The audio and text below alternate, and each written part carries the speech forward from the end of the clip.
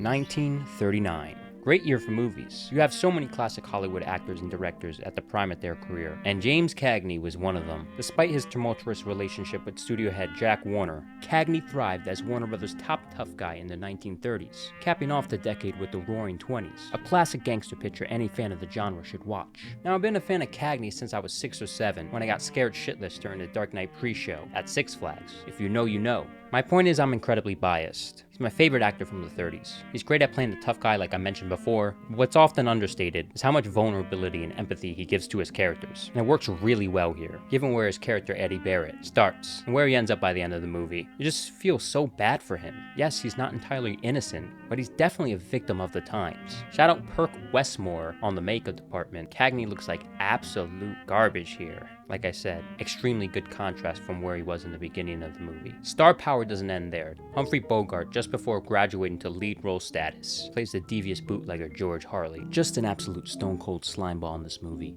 I love it. There's a lot of familiar elements, doesn't exactly reinvent the gangster picture, but the execution's so good, how can I really complain? Director Raoul Walsh is one of my favorites of the era. Great compositions throughout, and well acted, not just by Cagney and Bogart. Gladys George in particular also stood out to me. She brought a nice warming presence that I thought balanced the picture. Seriously, Cagney, she's right there, what are you doing? Priscilla Lane's singing was also nice. Now, there are better films out there involving pretty much everyone in this film, but it's certainly a good one to show to someone that's new to Cagney, or gangster films pre-1970. Or classic Hollywood in general, because it's a perfect example of the type of gangster pictures Hollywood was producing during the 30s, and still to this day entertaining as hell. Look at it as a gateway film to explore classic Hollywood.